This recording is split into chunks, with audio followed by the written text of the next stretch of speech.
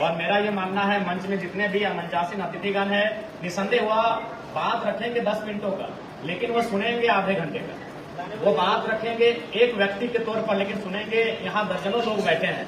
तो ये कहीं ना कहीं एक ज्ञानवर्धन शिविर है, सेमिनार का आयोजन किया गया। ये वही किस्सा हुआ कि अगर हम लोग, हमारे पास अगर 10 रुपए होता है, आपके पास भी अगर 10 रुपए का नोट है, अगर हम लोग आपस में एक्सचेंज करते हैं तो 10-10 ही होता है। लेकिन हमारे पास अगर आपस में 10 आइडिया हैं और आपके पास भी अगर 10 आइडिया हैं तो एक्सचेंज करते हैं तो 20 आइडिया हो जाते हैं। तो हम लोग कुछ गेन करने के लिए आए हैं। आज हम बात करने वाले हैं एआई पर। एआई जिसे हम लोग आर्टिफिशियल इंटेलिजेंस कहते हैं, जिसे हम लोग हिंदी में कृत्रिम बुद्धिमत्ता कहते हैं। आज जैसे जैसे दुनिया बढ़ रही है, जैसे जैसे जमाना बढ़ रहा है, जैसे जैसे इंसान की सोच बढ़ रही है, हम लोग नई नई तकनीकों से परिचित हो पा रहे हैं। और निसंदेह ये दुनिया की रीत है। आज अगर एआई की हम बात कर लें तो स्पष्ट शब्दों में एक नई क्रांति है। तो क्रांति हमेशा दोधारी तलवार होती है, उससे आपको खुद भी कभी कभी कटने का चांसेस होता है।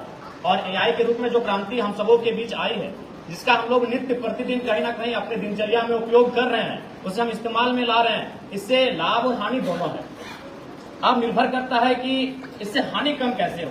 तो उसके लिए निसंदेह आज इस प्रकार से प्रचलन है, इसमें समाज का महत्वपूर्ण योगदान होना चाहिए, सरकारों का महत्वपूर्ण योगदान होना चाहिए, और जो कंपनियां तकनीकी को बढ़ावा दे रही हैं, जिन कंपनियों का रोल इन तकनीकियों के पीछे है, उनका भी विशेष रोल होना चाहिए कि हम कोई भी विकास डेवलपमेंट का कार्य करें, उसमें मानवता की क्षति नहीं होनी चाहिए। क्योंकि जो भी नियम कानून बने हैं, चाहे वो भारत देश का संविधान हो या फिर हम जिन ईश्वर देवी देवता खुदा को मानते हैं, पूजी हम सबों के बीच आई है, जिसका हम लोग नित्य प्रतिदिन कहीं ना कहीं अपने दिनचर्या में उपयोग कर रहे हैं, उसे हम इस्तेमाल में ला रहे हैं, इससे लाभ और हानि दोनों है। अब निर्भर करता है कि इससे हानि कम कैसे हो।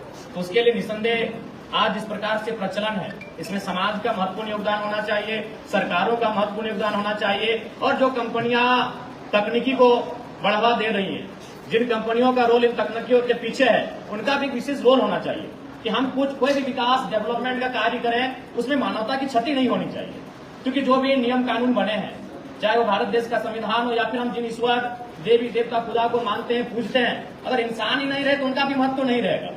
पेड़ पौधे पशु पक्षी ईश्वर पे आस्था नहीं रखते हैं, इंसान उन पे आस्था रखते हैं। ये कानून है जो